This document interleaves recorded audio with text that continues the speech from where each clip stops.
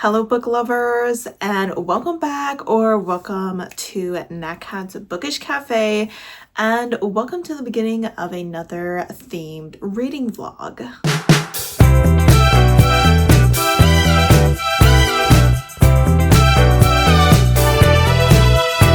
Alright guys, it is almost my bedtime, but I went ahead and finished a couple books today, and I would like to start the first book in this vlog tomorrow morning. So I figured I would go ahead and get the vlog started here in the evening so I don't have to worry about it tomorrow. But I would like to read a bunch of different books that feature tennis players. Now these are all going to be queer and they're all going to be romances. I feel like tennis has been having a little bit of a surge in popularity recently when it comes to books, and I'm not upset about that. I used to play tennis when I was younger. I played all the way through high school, and then I stopped playing, one because I was working and going to school full time, and also unfortunately because I became chronically ill my senior year of high school, and it got progressively worse in my early 20s for a while, and so I didn't have the ability to really play anymore, and I just never picked it up again, even though I have luckily gotten a lot healthier over the last few years. Very thankful for that, but tennis still has a special place in my heart. I used to be called Tennis Tiger. My dad used to call me his Tennis Tiger, and I do have a picture from my senior photos to prove that I was a tennis player. Look, ain't she cute? Oh my gosh, tennis outfits were the cutest. So I did used to love tennis, and I don't think I'm gonna be able to like play it in this vlog because I don't have any of my gear, and I'm sure even if I did, it has been 12 years 12 years since I've picked up a tennis racket, so even if they were in the garage, they would not be usable anymore.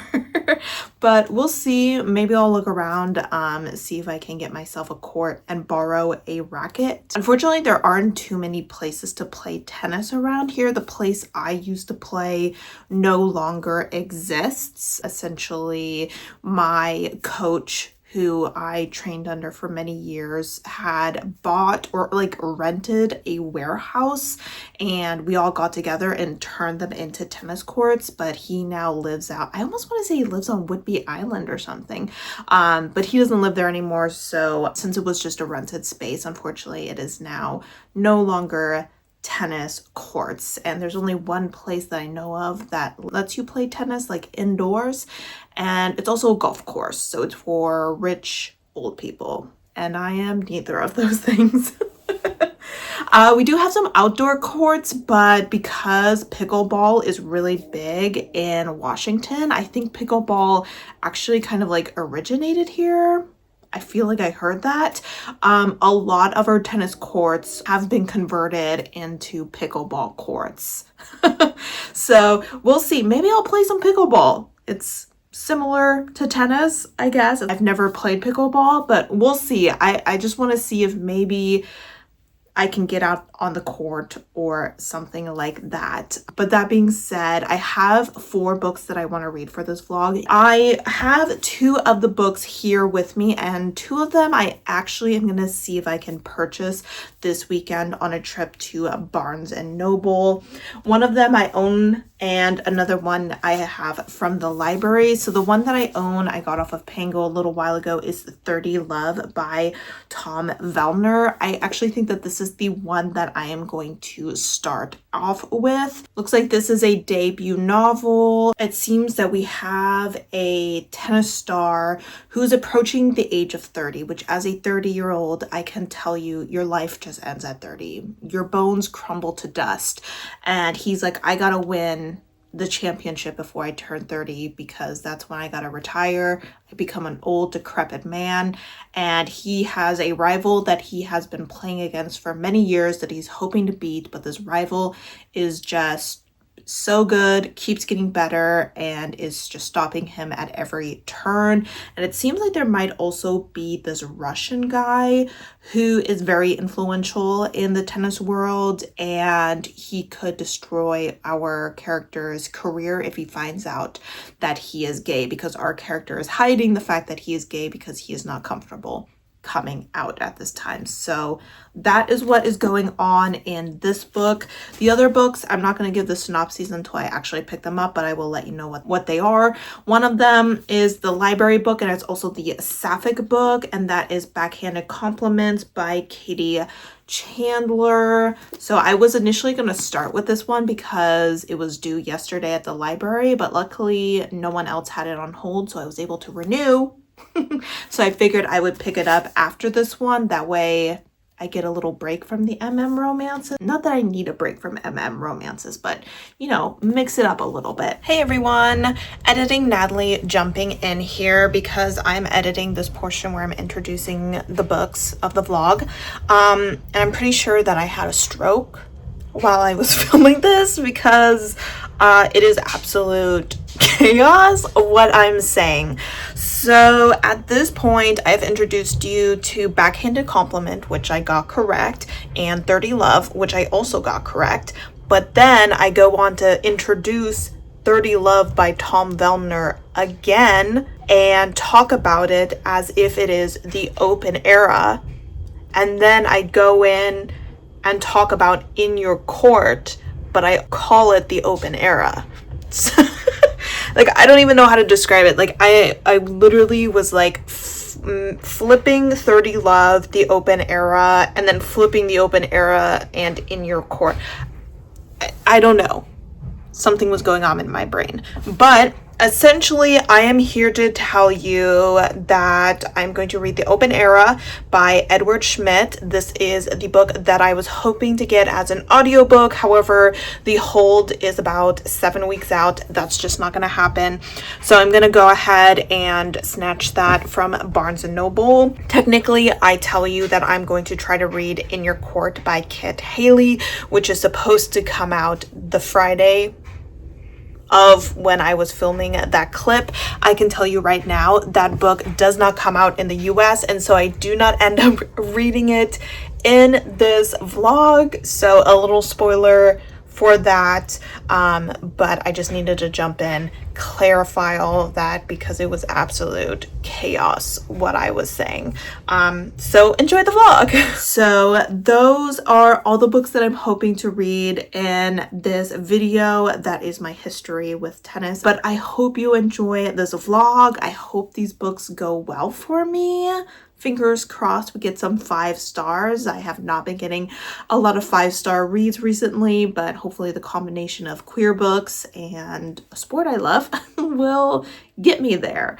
But I will go ahead and check in with you. Since I am reading 4 books, I'll probably do a 50% check-in and then a final check-in. So I will check in with you when I'm about 50% through this first read.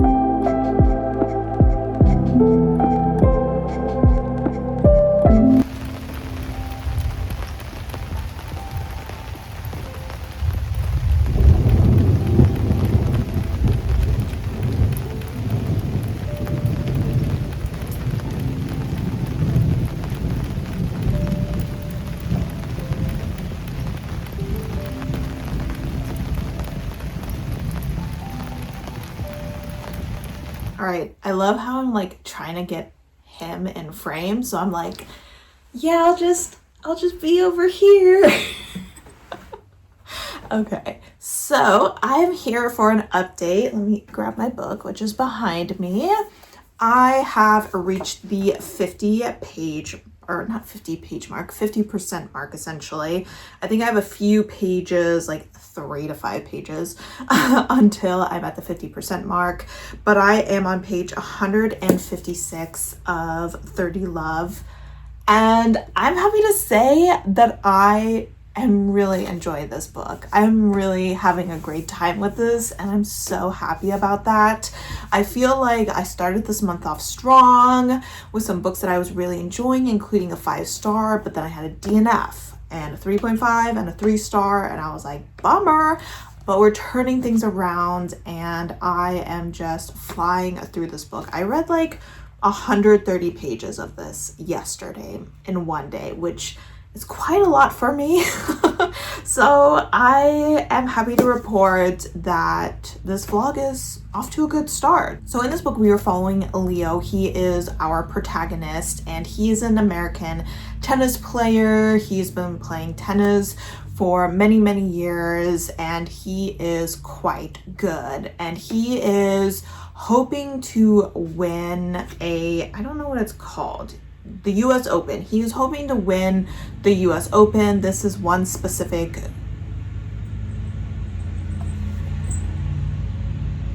our lawn guy is here. Hence why Tofu just ran under the bed. Okay, I'm gonna close the window and hopefully I can finish off this little review. I should have thought of that. I knew that he was coming.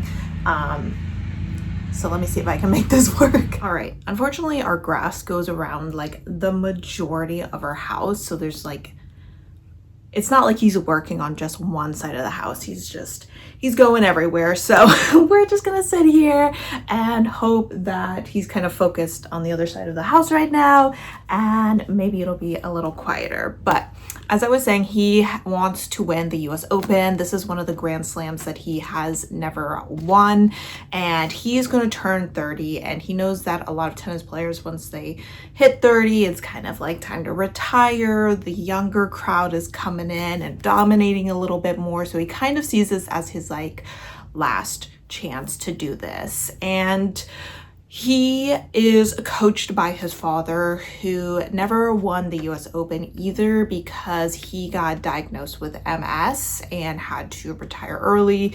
And his father's MS has been gradually getting worse with age. And he and Leo have maybe not been like on the same page recently on how Leo wants to play the game. Like, he wants to try some new things, but his dad is very set in his way. But he owes so much to his father that he doesn't really feel like he can speak out and express like what he wants and what he wants to do.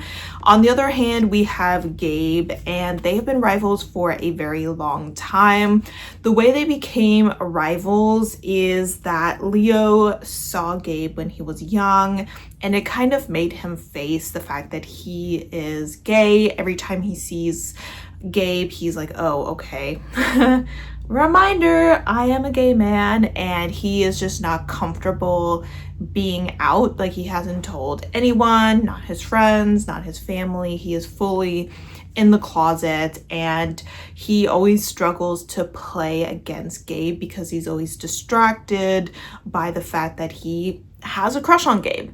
Now, in the beginning of this book, I was a little confused as to why he liked Gabe, because Gabe was kind of an asshole. And I feel like our character knew that. He was like, this guy's an asshole. Why does not everyone see him as the asshole that I see him as? He describes him as smarmy and smug, and just like the things that Gabe has said to Leo, I was like, why do you like him?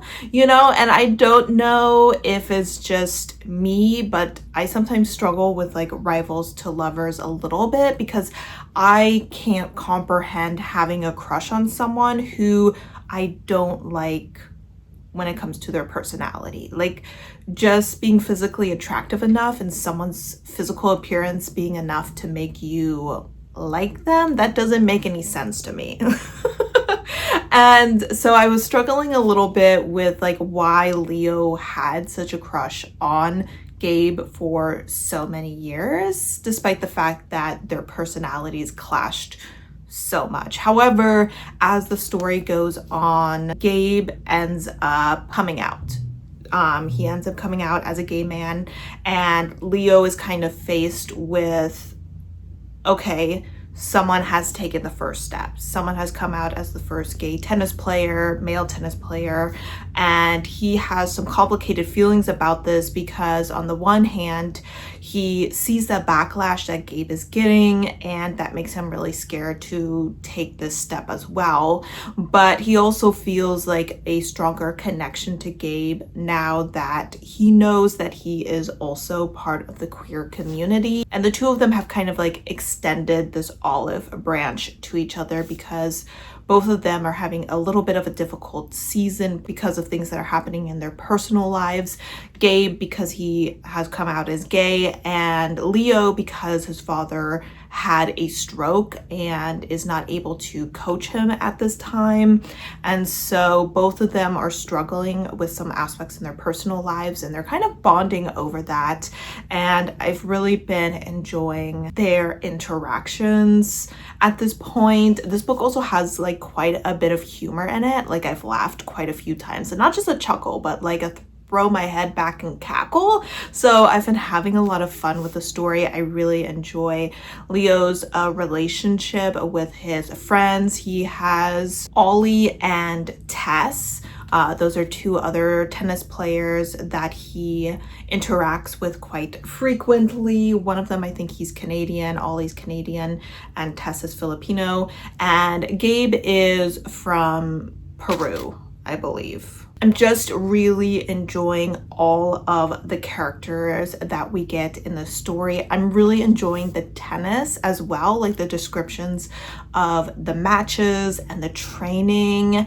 I feel like they're really intense. As someone who played tennis and watched tennis on TV for a lot of my youth, it's really easy for me to visualize what is going on. I'm not sure how it would be for someone who isn't as familiar with tennis, but as someone who once really loved the sport, I'm having a lot of fun with the tennis aspect of it. And it's a big part of the story. Like, at this point, at the 50% point in the book, our characters are just kind of getting to the point where they've called a truce and they've extended their olive branches, and they are kind of getting into that friend zone where they are becoming friends. So at this point, nothing romantic or anything has happened. So it's definitely a slow burn, and that makes sense because both of them are going through a lot. One, they're competing as, you know, high level tennis players, and tennis is a very individual sport, and you're constantly traveling and doing competitions throughout the year. It's not an environment that's very accommodating for relationships and romance. Gabe is obviously also kind of dealing with the backlash of coming out as queer, you know, loss of sponsors and things like that, and just kind of trying to rebuild who he is and kind of trying to rebuild his team and his image based around who he actually is as a person. And Leo is obviously struggling with the fact that he is someone who's in the closet, who's getting closer with someone that he feels very strongly towards romantically.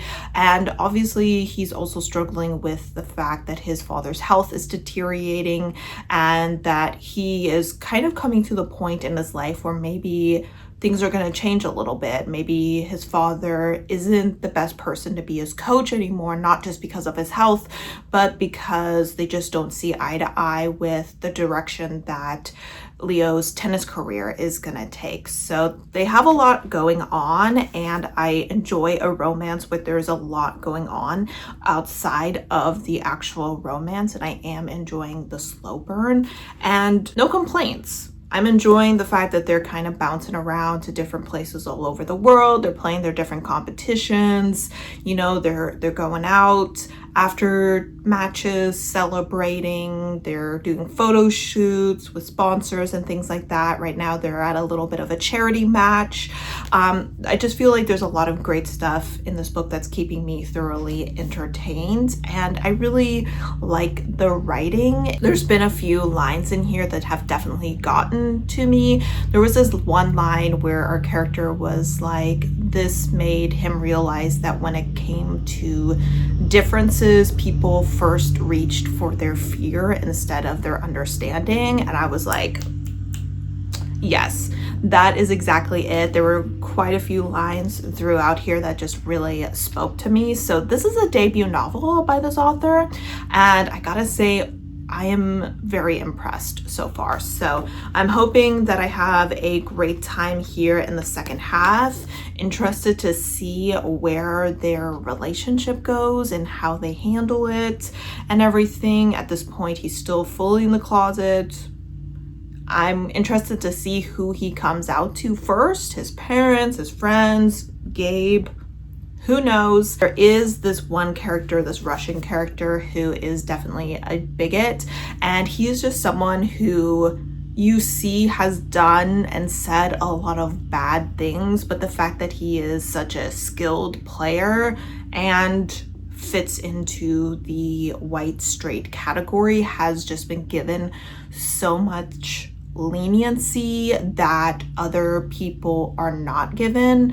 Like, there was this story told about how he said something in an interview about a woman that he was dating. She was doing better than him, making more money, doing more wins, and he said something that just caused the public to like really dogpile on her to the point where she had to drop out of like professional tennis so that she could focus on her mental health. And it was like he said something so terrible, and he went off and kept winning and getting sponsors while she had to kind of like disappear into the background to take care of her mental health.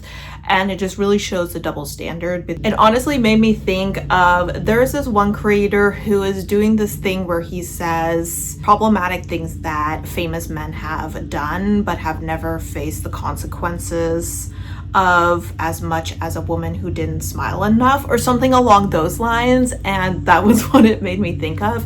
So there's a lot of like great commentary in here on top of just like a really fun time. And I think that the author's doing a good job of really building the tension between our characters, Gabe and Leo, because they're definitely getting to the point where I'm like, okay, I feel like you guys are really starting to flirt with each other a little bit. You're starting to toe the line of being open with your guys' interest in each other.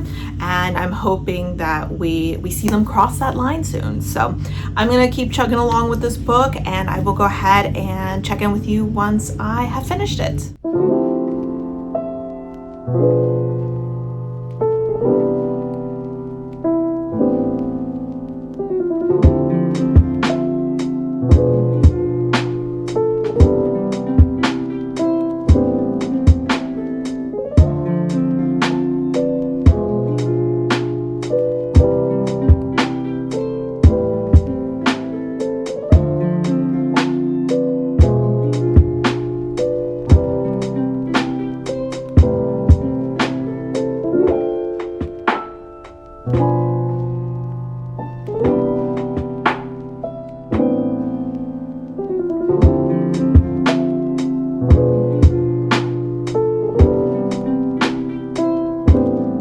Got like 40 pages left. We're in the finale of the US Open. I am so stressed right now. I'm definitely gonna finish this book today. So I will have my final thoughts for you soon. I don't know if you can see it, but this ladybug has 0 spots. So he's just a baby. He's just a baby. Let's see if I can get my finger in there so you can kind of like, that's my pinky. It's my pinky. That's how small he is. Talking about small. Hello? Focus. Thank you. Beanie Boy.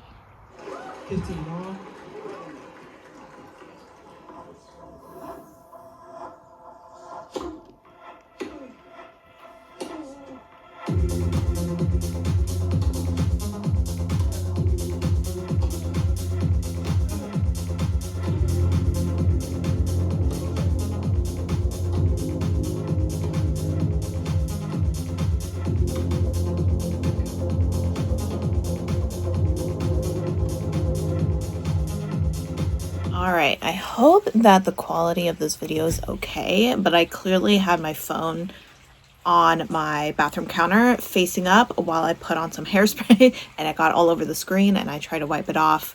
But there are some speckles that I can see, but I'm hoping that I cleaned the camera enough that you can't see them because I will have to clean that more thoroughly once I get up. But I am here for a little update because I did finish a book last night, or I guess yesterday afternoon I should say. But I wanted to real quick talk about the movie Challengers because I did end up watching that. It's a movie that I heard relatively good things about and it was free on Peacock, so I was like, let me watch that because it's about tennis and it is definitely a little bit gay. Or a lot gay. Unfortunately, it did not take the poly route, but hey, it ended in such a way that you never know what happens in the future. You never know. We're gonna stay optimistic. But I think I would give that movie a solid 3.5 out of 5. I'm not a huge movie person or anything like that.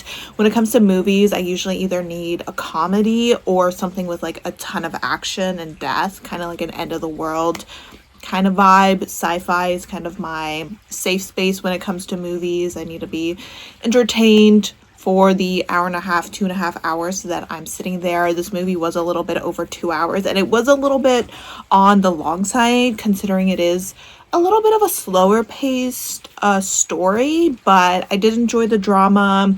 I did enjoy the acting. None of the characters were really likable, which is what I'm assuming it was going for.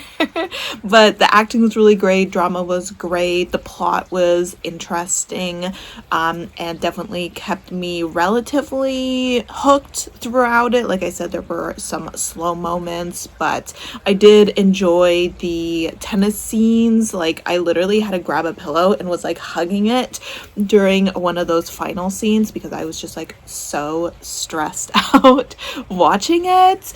But they were definitely doing some, I don't know if it would be considered like unique things with the cinematography. I can't even say that word.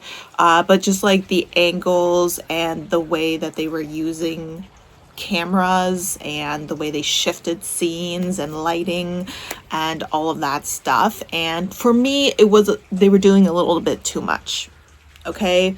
I was like, do you think that the story on its own is like boring and so you need to like zhuzh it up with like all these weird things that you're doing with the camera? I don't know. I didn't love that, but overall I'm glad I went ahead and watched it. My family or my parents were out last night listening to some live music with some friends of theirs, so I had the house to myself and I was like, I'm gonna watch Challengers. But that being said, 5 stars. 5 stars. I am giving this book 5 stars.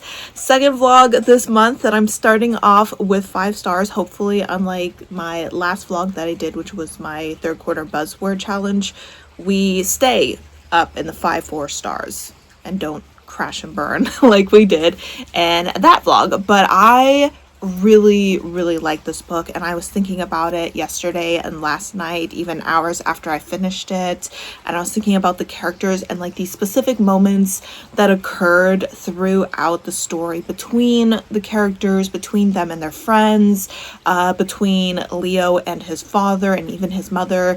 It was just like every character and every character relationship that was in this book, I got something out of that, and it was just a really well-rounded story. I absolutely loved the tennis. Like I said, I don't know how well this book would work for people who don't have like a personal connection to tennis the way that I did, but literally this book had me stressed out so many times where I was just like so in the zone and just like my eyes were like flying across the page, and I was trying not to jump ahead so that I didn't see like who the winner of the match was or anything like this. But this book really had me in it the whole time. So this author says he's an amateur tennis player who's played tennis for many years, not professionally, but it is clear that they have a love and an understanding of the sport, and that really came through in this book. I will also say that Leo's father, I think I mentioned this, has MS and has had it for many years, but now that he's getting older, it's definitely impacting him more and more. And the author mentioned in his acknowledgments that his father also has MS, so that is also something that he wrote from a personal experience, and I think that you could really feel that with the way that Leo viewed his father, where he didn't really view him as someone who was sick and who was struggling because his father was diagnosed before Leo was even born. It was just a part of him, but it also impacted their lives because he had to spend his life watching his father get gradually sicker, and also watch the way that people outside of their family view his father. And he struggled with that a little bit because he was like, this is just my father, this is the man who's always been there, who brought about my love of tennis. He's not someone to be pitied. And I just really like the way that they handled that situation, and like the conversation that they had towards the end of the story did have me tearing up like a little bit, not like full blown tears or anything, but my eyes got like a little bit watery for sure. It was a very sweet father son moment that they had, and I really have a few complaints about this book. It made me laugh. Like I said, I was really into the tennis. Every character in this book I would happily be friends with, and the romance was really sweet. I think it was really sweet. It was kind of one of those situations where our character was holding back, where even though their relationship kind of turned fully from rivals into like a tentative truce, and then a little bit of a friendship, and then eventually it just like the dam broke and they were like, yes, we want to be together. And just watching that relationship develop, I think that it was really well done. So overall, 5 stars. Definitely would recommend this book if you are a tennis fan. If you want like just pure like romance, I would say that while there's definitely a romance aspect to it, it does come second to tennis and Leo's journey of winning the Grand Slam and kind of fulfilling that dream for himself and his father, and obviously also him kind of coming to terms with the fact that he is queer and that's just not something that he wants to keep secret anymore, and like how he's going to handle that. So there's a lot of other stuff happening in this story, a lot of other relationships being explored with like his friends and his father, but I loved it. I had a great time. I love when my romances have a lot going on around the couple, especially when it comes to like a contemporary, because otherwise, if they're just thinking about each other and like their relationship, it gets boring. It gets boring really fast. So yes, had a great time with it, great start, and we are gonna go ahead and jump into the next book. I think I kind of mentioned that I had some other books on the side that I was working on, and I read a few pages of that yesterday. I'm not sure if I'm ready to put that book down yet and jump into this next one. We'll see, but the next book I am going to be picking up is A Backhanded Compliments. This is the one sapphic book that is on this list.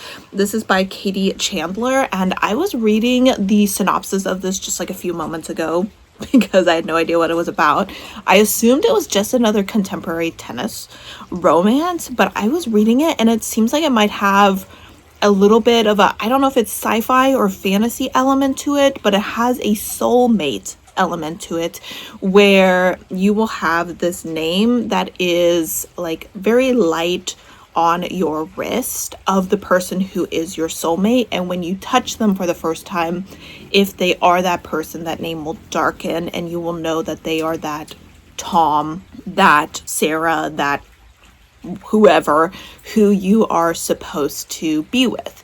And our two tennis players are Juliet and Luca, and Luca knows that the name Juliet is on her wrist, and she has always wondered if this other tennis player that she has been kind of like rivals with this whole time, is that Juliet, and one day they are opposing each other at tennis, and they do kind of, the initial handshake at the net, and her name darkens. So she knows that Juliet is her Juliet. However, Juliet is, I guess, not super interested in like forming a relationship right now. She's like really fighting for her dream of winning the Australian Open, and she sees Luca just as competition, and Juliet is really devastated by this. However, obviously they start spending more time together and start to get to know each other, and I guess the two of them kind of start to accept the fact that they are just meant to be together. So this is a soulmate romance, which I did not see coming. But I am intrigued to see what I think about it. I think that adds a little interesting twist to the story, and I am eager to get into it. I will do kind of like what I did with 30 Love, where I will go ahead and check in with you around the 50% mark. This book is 352 pages, so I do think that it is a little bit longer than 30 Love, but hopefully I still have a really great time with it. Today I'm going to be running a lot of errands, including going to Barnes & Noble and hopefully picking up the other 2 books that I am planning to read in this vlog. So fingers crossed they are there. But I'm also going to be heading out with my mom and just doing some other errands around that part of town. And I will probably check in with you in a couple days or so when I am at the 50% mark with our second read of this vlog.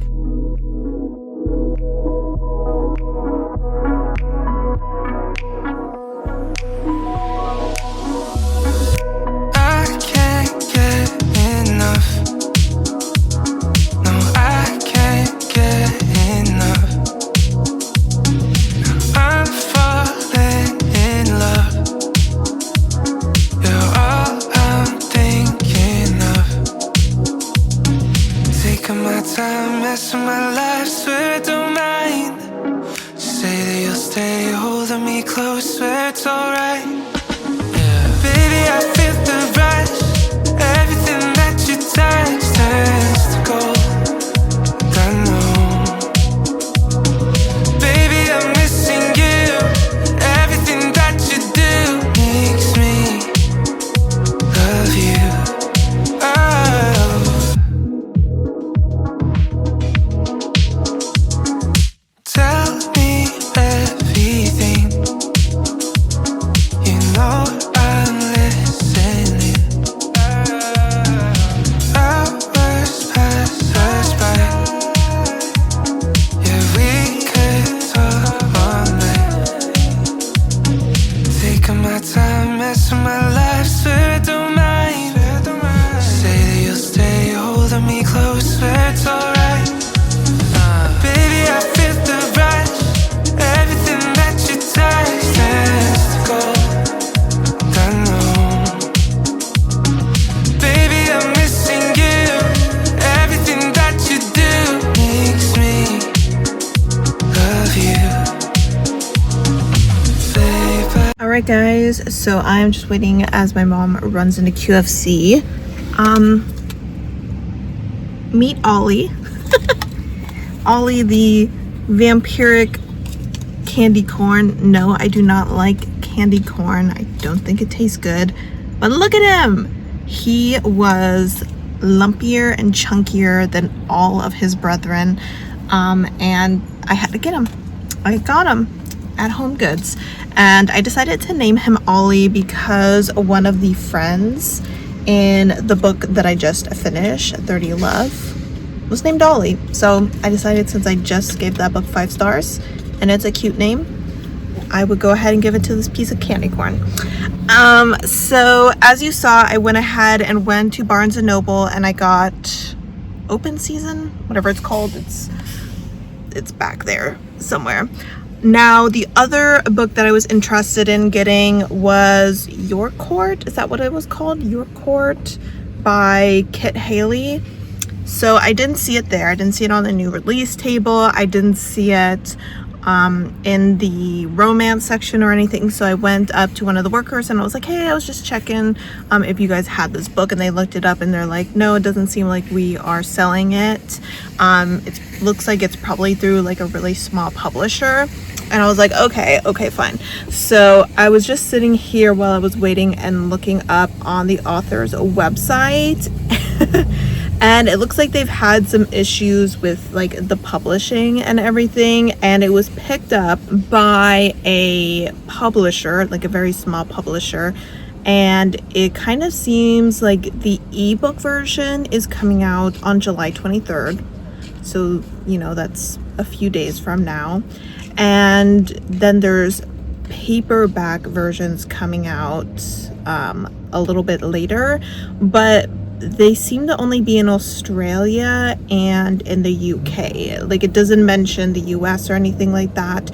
So I think for now we're gonna go ahead and have to cut this book from the vlog, which is a bummer because I was like super interested in it, but I don't know when I'm gonna be able to get my hands on it. I will maybe double check to see if I can get it from like the UK or Australia, because I know it depends on like where it's coming from. You know, if I can get it through like Blackwell's, I think is that UK store that you can sometimes do shipping to the US, and the shipping is usually free, which is kind of amazing. So I will keep looking into that because I do want to get my hands onto that book, but it just seems like it's just not going to happen for this vlog because I don't know, it's not even technically published yet.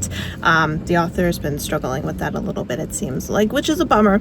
So we'll go ahead and just read a total of 3 books for this vlog, which is, you know, pretty normal for my vlogs. And I guess it's just the way that it's meant to be, and when I try to do it any different, the universe interferes. So I just wanted to give you that little update here. I'm sure that this book was probably not in the thumbnail, so you were probably like, hey, that book wasn't in the thumbnail. Now you know why. Because it's not here, and it won't be. So me and Ollie are gonna go ahead and head home, and I will talk to you guys later.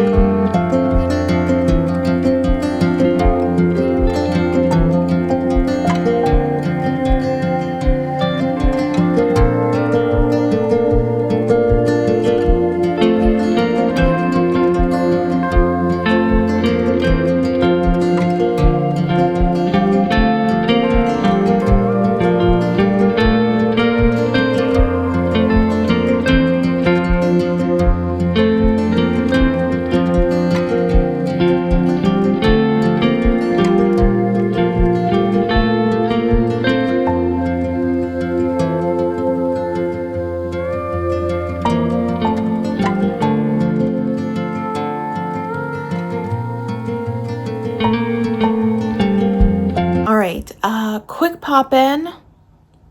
I look like I just woke up because I did. I haven't even brushed my teeth or washed my face yet.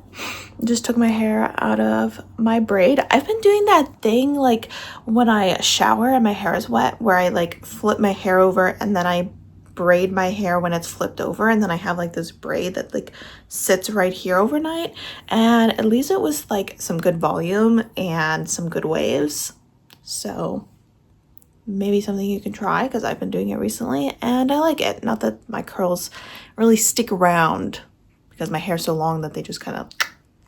But what I wanted to say is that yesterday I read 10 pages, and the day before that I read 8 pages. And a big reason for that is because in between 30 Love and that one, I decided to go ahead and pick up volume 4 of The Husky and His White Cat Shih Tzu.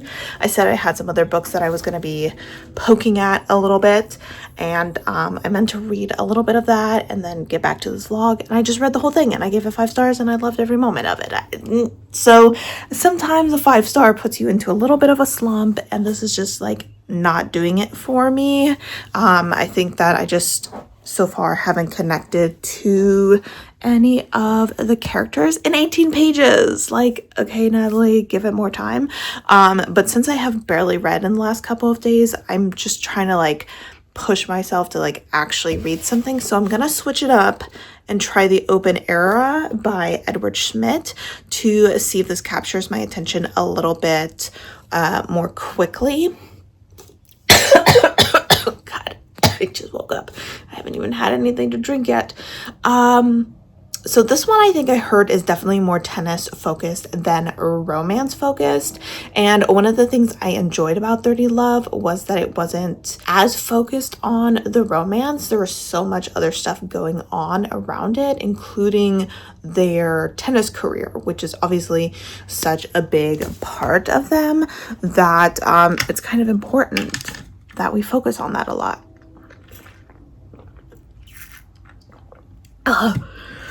Okay, I slept terribly last night. It was very hot. It's only Wednesday, guys. But that being said, I don't really know too much about this book. Love evens the score between 2 tennis players in the stunning debut romance. So it's another debut novel. I don't think this one is a debut novel. Is it? I don't know. I know the other one is because I mentioned it was a debut novel, but recently turned pro tennis player Austin Hardy has been out since high school, and it's never been a big deal. That is until he became the first openly gay man to compete in a Grand Slam tournament. So in this one, we have a character who is already out and the world knows about it. Suddenly being gay is a huge deal with headlines to prove it.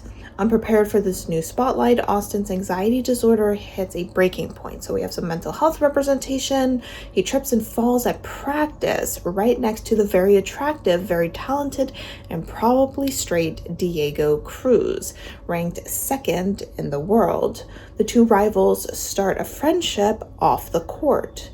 But between their flirty banter, mixed signals, looming showdown, Austin is thrown further off his game by Diego. With the eyes of the world on Austin, the weight of history on his shoulder, and Diego across the net, he must decide whether love means nothing or if it means everything as he battles for the trophy during an electric 2 weeks at the US Open. So it looks like this is going to cover less time than 30 Love, which really kind of like encompassed a whole tennis season, covering just one event.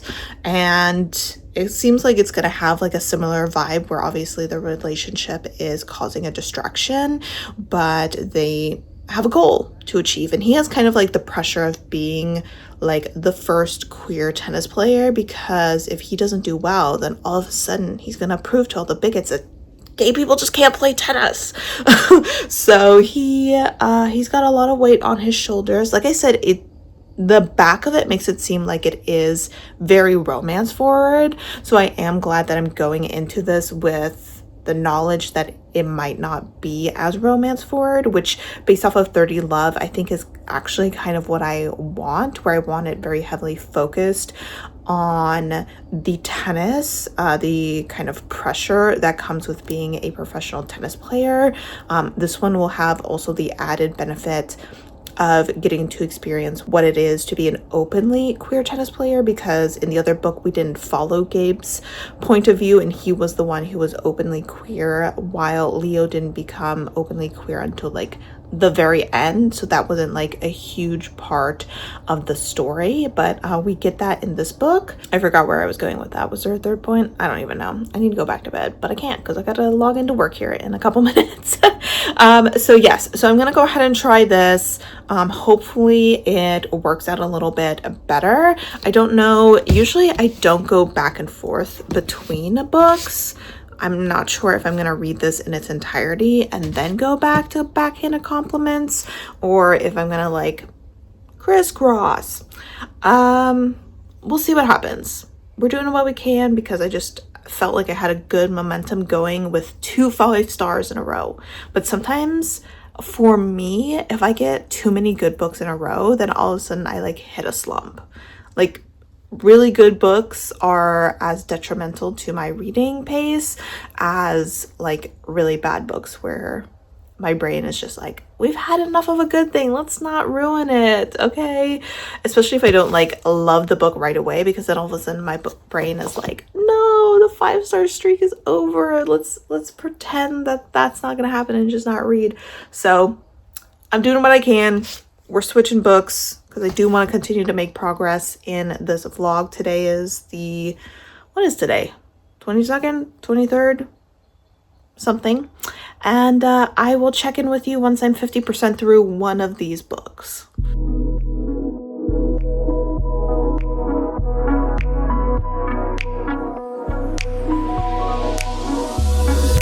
I can't get enough. No, I can't get enough. I'm falling in love. You're all I'm thinking of.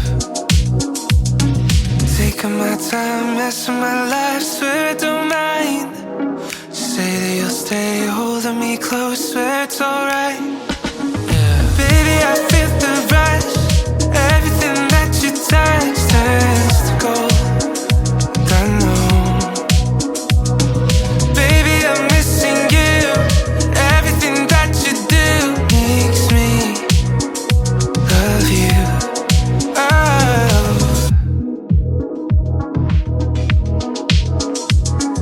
Tell me everything. You know I'm listening. Hours pass us by. Yeah, we could talk all night. Taking my time, messing my life, swear I don't mind. Say that you'll stay holding me close, swear it's alright. Baby, I feel the rush. Everything that you touch turns to gold. I know. Baby, I'm missing you. Everything that you do makes me love you. Babe, I feel the rush. Everything you touch. Babe, I'm missing you.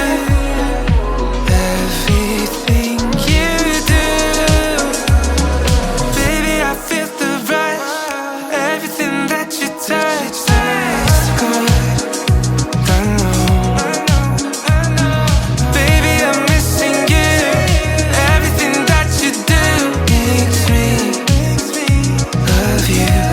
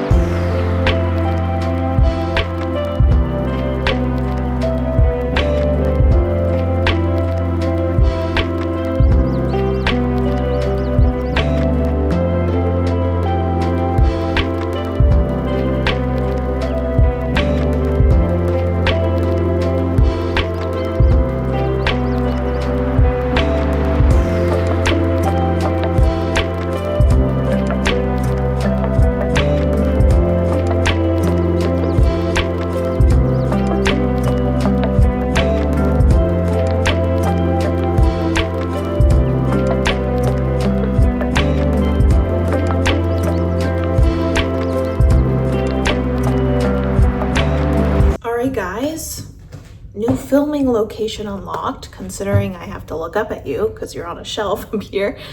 don't know if I will use this again, but a lot of the house is dark right now because it's quite hot, and so we're like locked down. Well, I mean, there's a open window right there. You're like locked down. The back of the house where I often film is locked down. So, like I said, it is Friday. Did I say that? I can't even remember. It is Friday. The workday is over. My brain is turning off, and I am going to head out the door here in a moment to run some errands, run to the gym, run to Trader Joe's, Fred Meyer's. I'm going to tell you something, and I'm going to need you to pinky swear that you're not going to be mad at me. Because this is the second vlog in a row, if you watched this month's buzzword vlog, where I am here to tell you that I'm DNFing a book. I'm DNFing a book, specifically Backhanded Compliments, after a whopping, I think it was like 22 pages or something. Maybe not quite 22. I mean, I technically got to 24 pages, but I decided after the events of page 22 that I was going to DNF, and then I just skipped to the back or the end of the chapter to see what happened. I was struggling with this book from the very beginning, which you may have seen. Woo! There goes my bookmark. My bookmark wants nothing to do with this book, and neither do I. So luckily I'm going to the library, and this is a library book, so I can just drop it off and never see it again. But like I said, I was thinking I wasn't enjoying this book because maybe I was slumping a little bit. I just read a couple of 5-star reads and I was coming off of that high, and this book was just not hitting the same. And I know you're like, can you judge a book after 22 pages? Yes. I can judge a book after one sentence. I can judge a book whenever I want. But I just wasn't feeling like the tennis playing. It wasn't giving me the same feeling that 30 Love was, where I was just like really invested in the playing, and it just felt like the tennis was going to be a background to the story, which is probably usually what happens in a sports romance, because you're there for the romance and not for the sport. But maybe I at this point just had the expectation of it being a little bit more sport forward, and I do not like Juliet. I don't like Juliet. Not only do I not like Juliet, I kind of hate her. I kind of hate her. She is such an unlikable character, and her behavior in these first 22 pages has me completely uninterested in watching her redemption arc or whatever she's going to go through, completely uninterested in watching her find love and getting a happily ever after, because I don't think that she deserves it. And I know that when I was reading 30 Love, I was kind of like, I don't really love the way that Gabe acts. You know, he's like not my favorite, but I never heard from like his point of view or anything. So I was always just like, okay, well, he's portrayed negatively because we are reading from the point of view of someone who sees him as a rival and who doesn't like him. So like there's a little bit of bias in the way that he's being presented, but we do get both POVs here, and she's not likable in her POV. And Luca seems to want to give her the benefit of the doubt because she believes that this Juliet is the Juliet that is the name on her wrist. It's her soulmate. And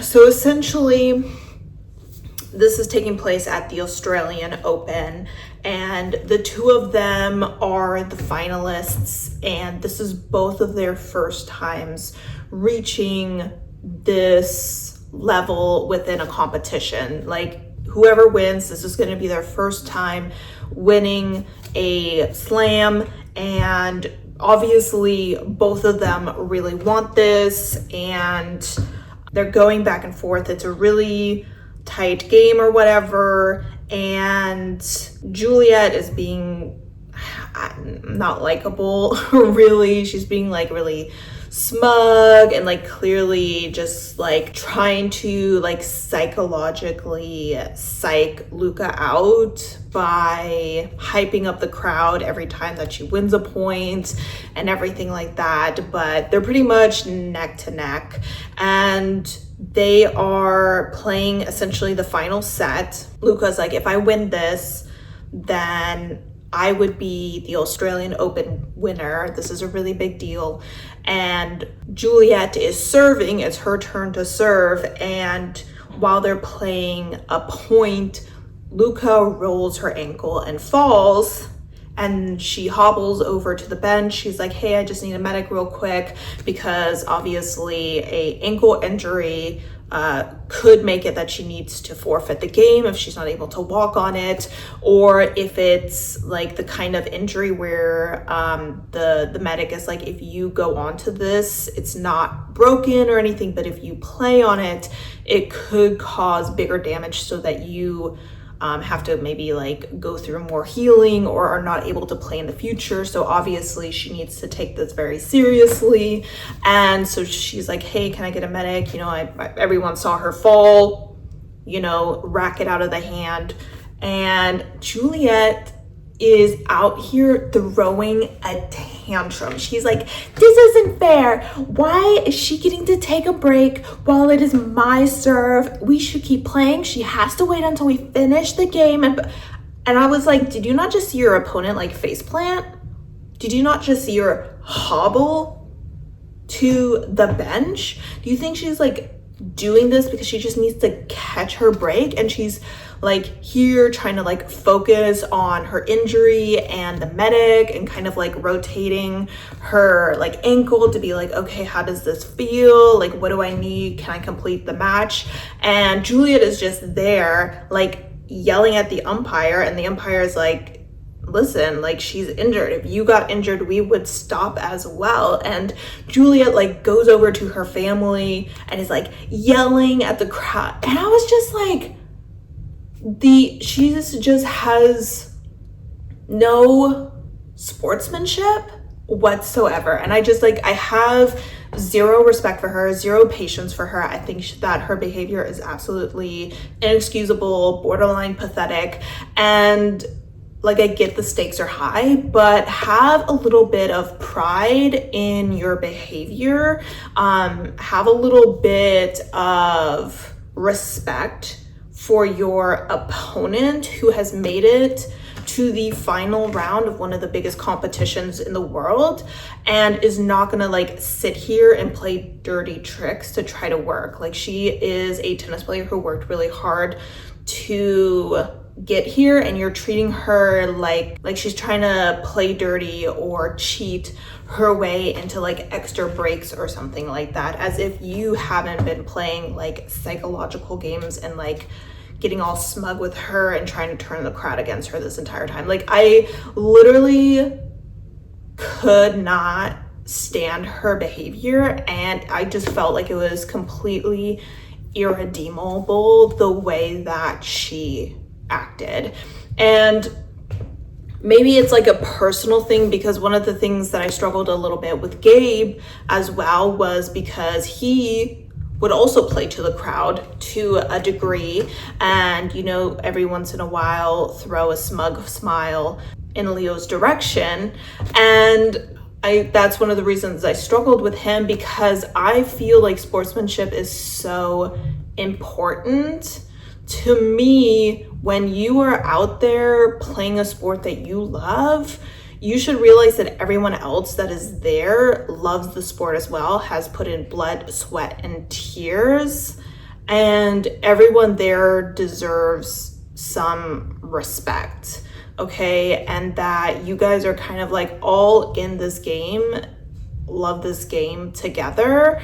And maybe that's a little bit kumbaya of me, that I don't think that you should be out here like hating on your fellow athletes or anything, but it's just honestly the behavior, her behavior just absolutely disgusted me, and I can't. Like, part of me feels like maybe I'm overreacting, maybe because I was already just like unenthusiastic about the book, that maybe my brain is like looking for excuses not to have to read this, but sometimes you just come across a character and you know you're never gonna like them. They're not gonna redeem themselves. There's nothing they can do. They've already kind of soiled themselves in your mind completely, and that is what Juliet has done. So unfortunately, I am gonna give this back to the library. They can have it. It has relatively low average rating, I think, from what I saw. Not surprising, because I can't imagine. I also feel like I don't love soulmate stories, because when it comes to soulmate stories, oh my god, I didn't even mention, because it just happens within the first 22 pages, I don't think it's like a spoiler or anything, Luca ends up winning the match. Okay, she's able to get on her ankle and she wins the match. She literally like collapses on the court after the final point, like her ankle gives out and she's like, oh my gosh, I did it. And she's really excited to go shake Juliet's hand, because if you touch your soulmate, the kind of white outline of the name will darken and you will know that that person is your soulmate. And so she goes and shakes Juliet's hand and she can feel that is what happened, that Juliet is her soulmate. And she's like, oh, this is really amazing. Like the whole time she was playing this match, she was like, whoever wins, you know, like we're gonna figure this out afterwards, because I really feel like she's the person for me. And then after the handshake, obviously both of them feel that connection, but Juliet like pulls her hand away and looks at her with disgust and walks away. Like I said, the unsportsmanship, like it's crazy. I was like, girl, what are you doing? But yeah, that was another strike against her. And like I was saying, I don't think I love soulmate books, because to me, if someone is your soulmate, then like how hard do you actually have to work in the relationship? Like you're clearly meant to be together no matter what. And so it just doesn't feel like there's any stakes.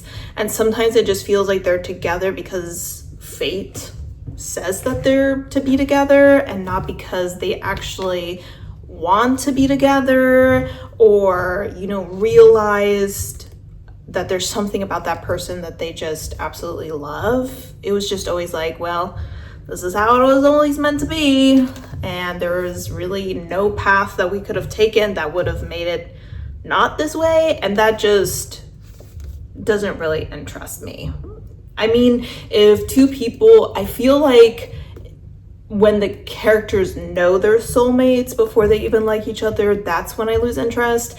If they like fall in love and then they realize they're soulmates afterwards, then I know that they're not together because they know they're soulmates, but because they, at least to some degree, chose each other. So I think I was a little put off by the soulmate trope, because I was kind of like, oh, that's kind of interesting and unexpected in a tennis book.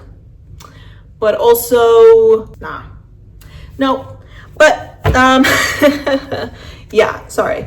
Now I really wish that I had 4 books to read, seeing as I DNF'd this book after 22 pages. But I guess this is gonna be another vlog where I only read 2 books. But hey, you know, that's just the way it is. This vlog will probably be long anyway. And I have watched plenty of vlogs where people have read 1 book, 2 books, 0 books. And I still had a good time with them, so hopefully you're still having a good time with this vlog as well. All right, I just talked a lot about the open era because I have passed 100 pages, but I feel like everything I said was absolute nonsense. So we're gonna rewind, try that again.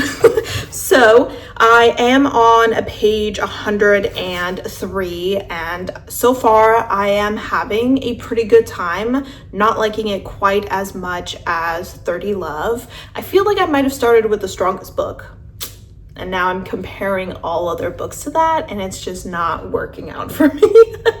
But in this book, we are following, what is our characters' names? There's Diego and Austin. So Austin is our main character. He's the only POV that we're hearing from. He's 20 years old, and he is the first openly gay tennis player, and he has made it to the US Open. This book starts out with chapter 1 saying that he and Diego are facing off against each other to see who makes it to the finale of the US Open, I believe. In that first chapter, the two of them are like really tense because they haven't talked for the last 2 days since Diego kissed him, and that's how it ends. And then chapter 2 jumps back 2 weeks earlier, and now we're reading about what happened in those 2 weeks that led up to this tennis match, where there's clearly a little bit of tension going on. And essentially, this is our character's first time in a competition this big. He's rather young. He decided to drop out of college after a semester to pursue tennis, which his family and his coach have, complicated feelings about, but our character lost his father a few years ago, and the inheritance that he got, or the insurance that he got from his father's death, he wants to use that to play tennis rather than going to a college to get some degree that he's just not passionate about. And he struggles with a pretty severe anxiety disorder, and I think the representation of that has been relatively well done. I think so far that is my favorite part of the story, where we are dealing with a character who has been trying to handle his anxiety on his own for so long. His family and his coach are aware of his anxiety disorder because it's severe enough that he can't hide it, because he has like physical symptoms, like issues with his vision and breathing that he can't hide, but he hasn't really sought out like therapy or anything like that. But now that he is at such a level of tennis where the pressure is just like always there, it's constant at a level he's never experienced before, he is just struggling a little bit and has finally decided to try some therapy, which is great. We love some therapy representation. And essentially, he is practicing one day before the tournament. A lot of other players who are taking part in this tournament are here, including Diego Cruz, who is a player from Mexico and is the number 2 player in the world. And I think he's like 23, 24 years old. And our character's like, oh my gosh, it's Diego Cruz, and he is practicing without a shirt on, and he has an 8-pack, which is crazy because tennis players are relatively scrawny, especially the male players. I feel like sometimes the female players are kind of muscle mommies to a degree, but the male players, like, trust me, as someone who spent my youth with tennis players, usually they don't have a lot of muscle on them because they're zooming around so much. They're burning so many calories. You can't consume enough food and protein to actually build any muscle. So the fact that this guy's got an 8-pack, our character's like, damn. When they are practicing for these tournaments, the courts are open to the public so people can watch them practice, and just the amount of people that are watching and the pressure of the competition and everything, our character ends up pretty much having a bit of a panic attack, where he ends up having issues with his vision and breathing, and he collapses. And Diego kind of runs to his side and is like, hey, are you okay? Do you need medical attention?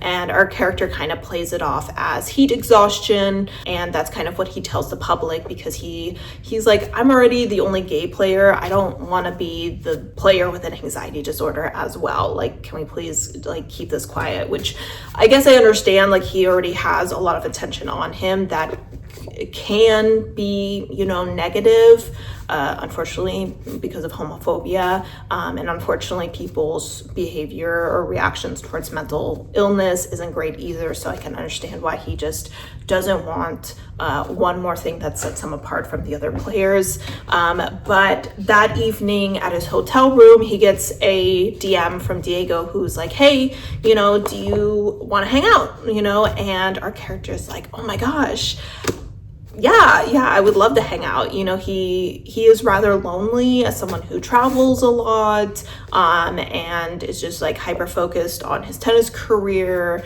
And so he is more than happy to try to start up a friendship with Diego. And he definitely has like a little bit of a crush on Diego, but he's constantly trying to like remind himself that Diego's a straight guy.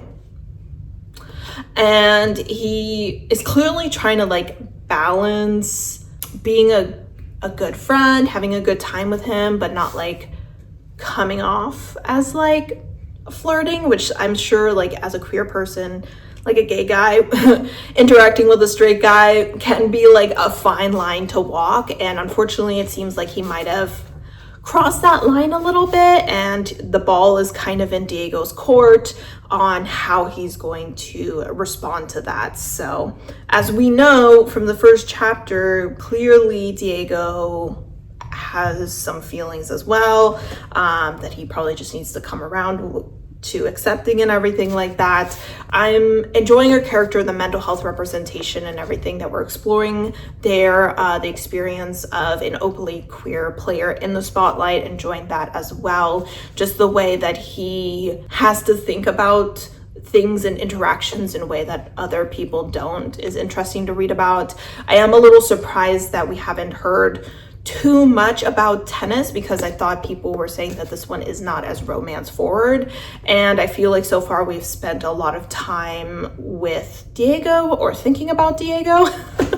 so far I would say it's not super tennis forward, and in fact we have only heard about the qualifying tournaments and have really skimmed over those. But maybe now that we're like in the official competition, our character is about to go into his first game of the US Open, so I will see how the author handles that. I am hoping they go a little bit more in depth with the actual matches, because I had so much fun with that in 30 Love, but we'll see how it goes. I'm enjoying the writing, I'm enjoying the characters, so I will go ahead and continue with this one. Unfortunate bummer about this, but it is just the way that things go sometimes. So I will go ahead and check in with you probably when I'm closer to around the 50% mark. So probably around like 175 or so, and hopefully I'm still enjoying it by then. It comes and goes in the blink of an eye. Soon as I swear you've been left behind, all the colors come back so bright. Wish I could keep you in black and white, sorta like a picture in a drawer I don't wanna look at anymore, but it's too hard to ignore that I'll never not feel like yours.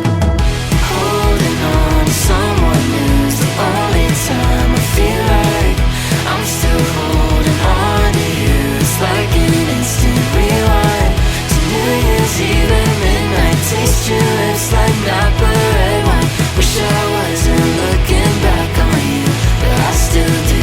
Deja vu, deja vu, deja vu. It comes and goes like the pull of a wave, here for a second and down the drain. I'm getting dizzy doing double takes. I'm overseeing you and everything, but it's too hard to ignore that I'll never not feel like yours. Oh no, holding on to someone new's the only time I feel like I'm still holding on to you. It's like an instant rewind to New Year's Eve at midnight. Taste your lips like Napa red wine. Wish I wasn't looking back on you, but I still do.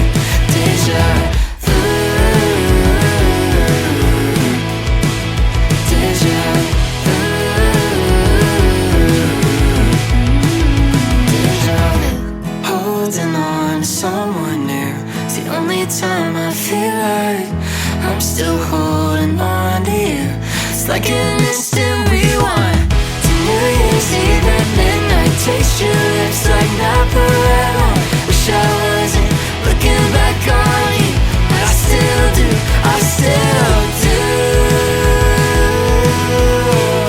Deja vu, deja vu. All right, guys, I am here to give you a 50% update, but before I do, shout out to this brownie mix.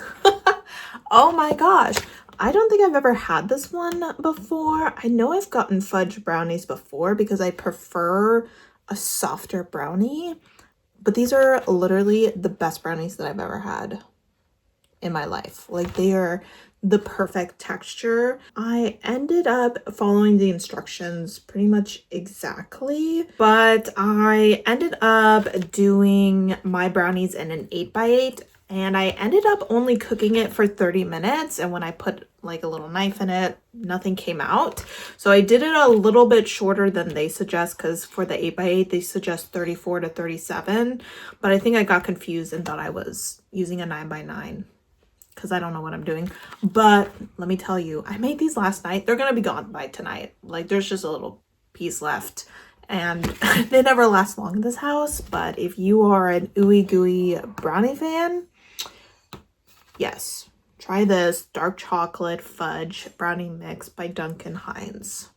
I just picked it up at Fred Meyer while I was out shopping because I wanted to add it to the coffee ice cream that I get from Trader Joe's, but I don't think that's gonna happen because I think the brownies are just gonna be gone by the time I have ice cream, unless I eat some tonight.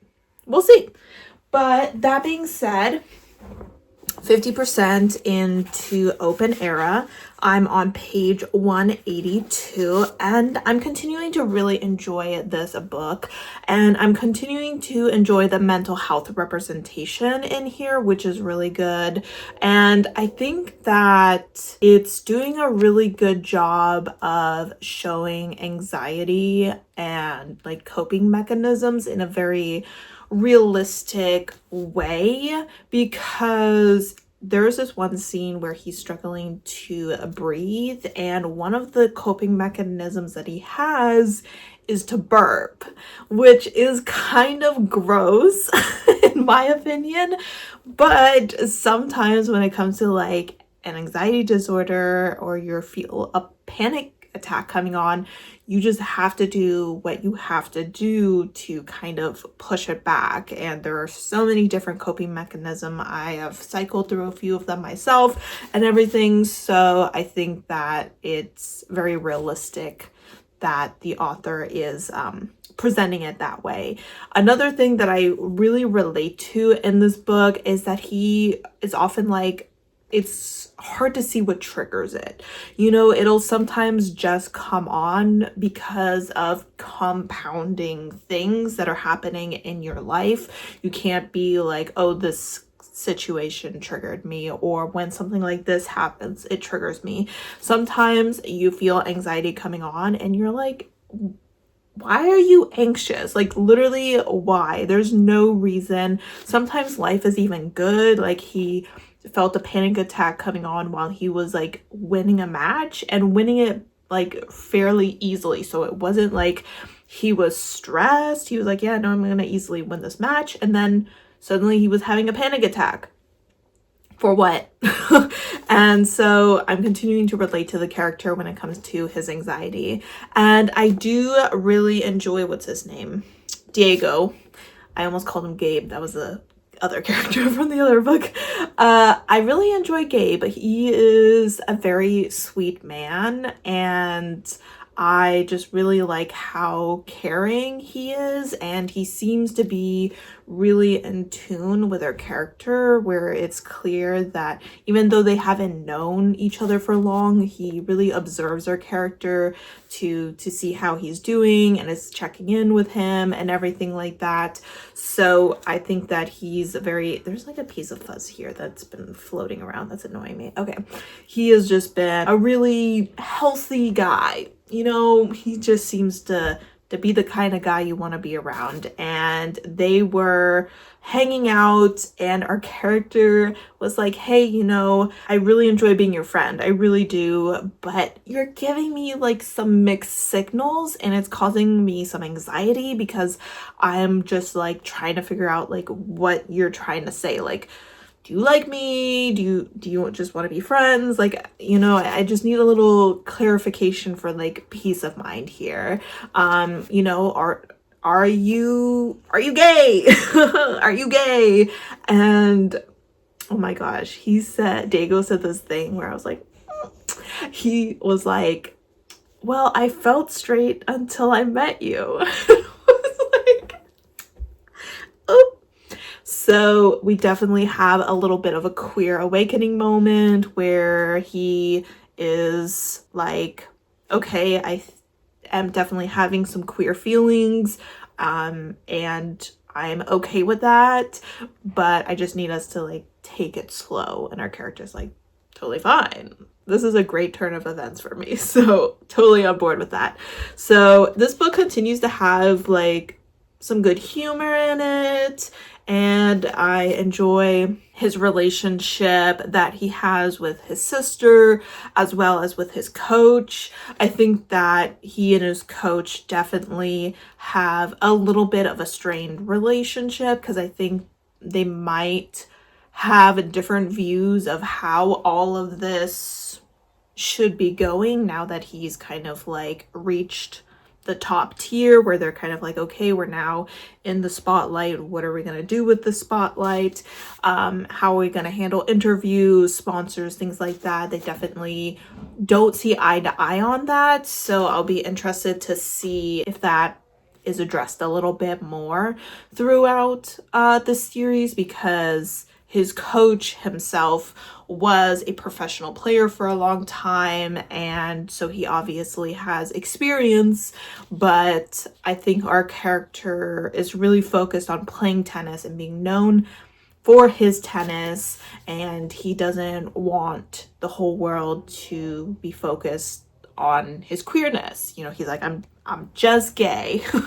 I'm just a gay guy. And anytime there's interviews, he's like, I really want people to focus on the match I just played and ask me how my playing is going and things like that. I don't want them to constantly be asking about me making history as a queer person. Like, I understand the importance of that, but I am so much more than my sexuality, and sometimes it's upsetting to put so much work and effort into playing a good match, overcoming my anxiety and everything, and just being asked about my queerness, which has nothing to do with the match I just played. So continuing to appreciate the openly queer athlete representation that we're getting in here. I think everything is being handled relatively well. I'm having fun with the story. I know things are gonna fall apart here soon.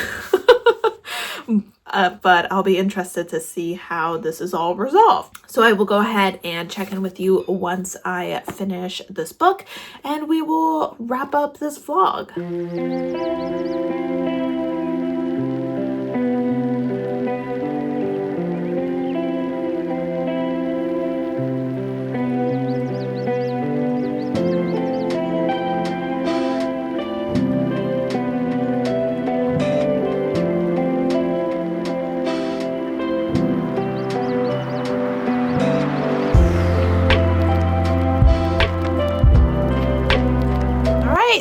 Hello, I am here to wrap up this vlog because I have gone ahead and finished The Open Era by Edward Schmidt.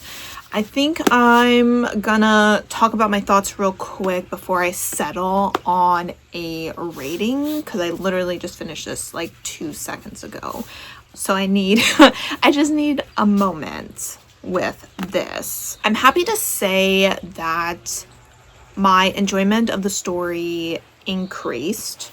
I feel like there was a part in the story kind of towards the end where it gave me a little bit more of what I was looking for when it came to the tennis playing aspect of the story, but it still didn't have quite as much as like 30 Love, and I was missing that a little bit because there were definitely times where it was focused on the tennis and I was like, yeah, let's go, and then it would just kind of like stop and I was like, bummer. Bummer. One thing that I will say is interesting, well, I don't think I can really say, there was a similarity to the outcome between the matches in 30 Love and in this one when the two players, the love interests, were like playing each other. And I just thought that was interesting. I'm not going to say what the outcome was, but if you read both of the books, you might know what I'm talking about.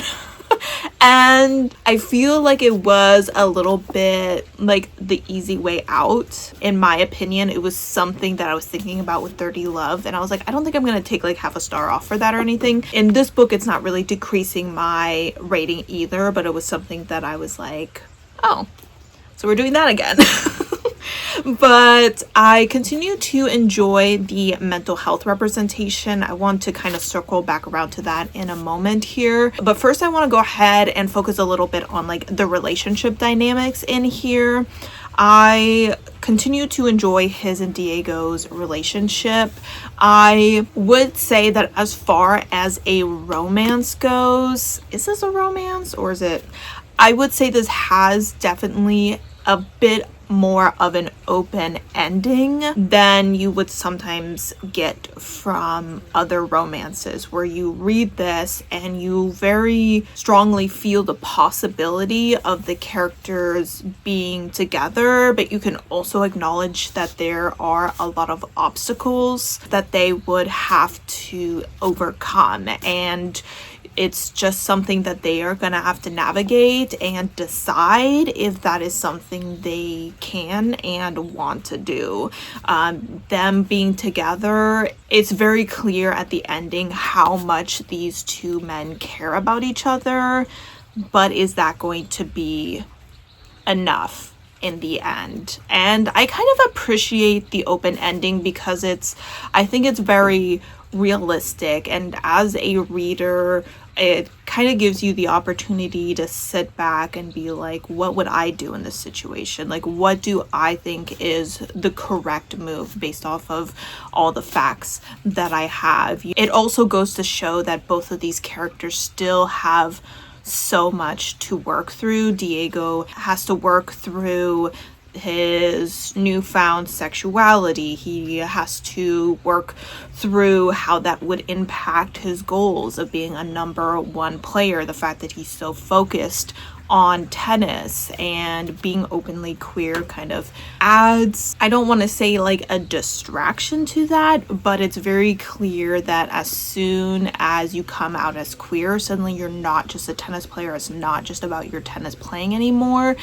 Your sexuality does become a part of you. That is something that he watched Austin go through and struggle with. And so that's just something that he needs to continue to work through. Austin is still in the very early stages of repairing his mental health. He's still struggling a lot with anxiety, and I would also say like depression, and he needs to really focus on himself, his mental and physical health, in order to move forward with his career. He's kind of at this point in his career where he can't just keep going as he has been before. It's not enough. He needs to step back and make a change, and he, I think towards the end of the book, was really starting to realize that. And a big part of that has to do with his coach Robbie, who was really close friends with the character's father. His father died when he was rather young from ALS, which I thought was interesting because the other character had a father who was struggling with MS. So the fact that both of them had parents that were struggling with or died from these physically degenerative illnesses that slowly took away their physical and mental abilities, while we were reading about athletes where their physicality is such a big part of them. I thought was quite interesting. But Robbie sees Austin as a son in a way. He loved Austin's father. They were best friends for such a long time, and the grief that he felt when he lost his friend, he took that grief and really put it towards being there for Austin. And I think that Austin spent so much time feeling like he was abandoned by everyone, abandoned by anyone he tried to form a romantic relationship, abandoned by his father, because some people, even if they know that their parent didn't leave because they wanted to, it was an illness, there was nothing you could do, there was still a feeling of abandonment with that. He just never really appreciated all that Robbie did for him until the very end of the story. And I think that the two of them are going to have to really work on kind of repairing their relationship, because this severe mental health crisis that he was going through definitely showed the weaknesses in their relationship. But it also kind of led our character to realize how much the people around him have done for him and how much it hurts them to watch him hurt. You know, sometimes when it comes to mental illness, you're in your own head and you're kind of focused on how your mental illness negatively impacts you and your goals and your ability to achieve things, and you don't really think about how it impacts the people who love you. And it does, because it's really hard to watch people you love suffer, and for you to watch them doing that year after year, yeah, it's really hard. And I think he kind of starts to realize that a little bit as he watches Diego go through some mental health issues with his sexuality, as well as the stress of just being a tennis player, and him being like, oh, now that I'm watching someone I care go through this, I'm kind of starting to realize what my family has been going through, and I don't think I've been giving them enough credit for all that they have done to support me. So there were a lot of aspects to the mental health that I really appreciated, and I would say that the mental health is one of the biggest focuses of this book, more than the tennis, more than the romance, and it was done well, so that is good. And you know what's interesting is that here in the back it says that he's a mental health advocate. I mean, I can kind of tell that mental health advocacy is a big part of the author's passion and life based off of this book. I think I want to go ahead and give this a solid 4-star rating. I think the fact that it didn't quite focus on tennis as much as I wanted it to, and the fact that the ending, like I mentioned, is an open ending, which I'm not too upset about. You know, like I said, I can appreciate that, but I also felt like it was a little bit sudden, which was a little bit jarring. I kind of flipped the page and it was like acknowledgements, and I was like, oh, I thought maybe there would be like an epilogue or like one more chapter or something, and there wasn't. But other than that, I had a relatively good time with this book. And I know that this book is making the rounds as a newer release. When did it come out? Yeah, it looks like it just came out in June, so just last month. And I definitely think that it's worth the hype that it is getting, and I would definitely go ahead and recommend this book. This book might actually be a little bit better than 30 Love for people who want to read a tennis book but don't want as much tennis. Tennis is still a big part of this book, but I feel like it's not as big a part of it as 30 Love. And also I feel like there was more romance than I expected based off what other people were saying. But again, when it comes to romance, I like a lot of other things to be happening around the couple.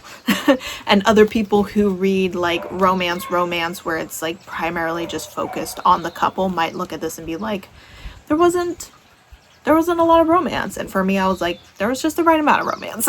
All right, so that is a wrap on this video. We started with a 5-star, and that kind of set the bar for everything else, which, you know, was a little unfortunate for the other books.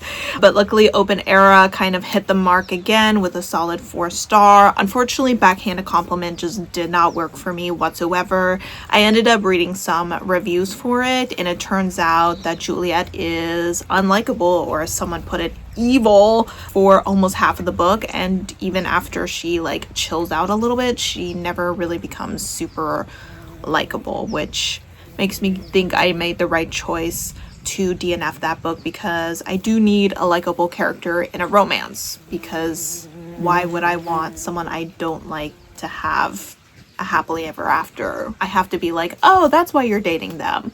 I can't be like, yeah, I mean, I guess if that's what you're into. It's not really how I roll. Again, I apologize that this vlog didn't exactly go as planned. One of the books that I was planning on reading is not released, at least in the US, as I thought it would be, so I did not have access to it, and then I ended up DNFing one of the books as well. So this was another vlog that technically only had 2 books in it, but hopefully you guys consider picking up either 30 Love or Open Era and showing these authors and tennis a little bit of love. Unfortunately, I didn't get to play any tennis during this vlog or anything like that, but we'll see. Maybe that'll change someday. This definitely kind of reignited my love of the sport, and I wouldn't mind it being a part of my life again. But that being said, let me know if you've read any of these books that I mentioned, what you thought of them, if I convinced you to read the Open Era or 30 Love. I probably didn't convince you to read. Backhanded Compliment. But as always, guys, thank you so much for supporting my channel by watching my videos, and I hope to see you next time. Bye!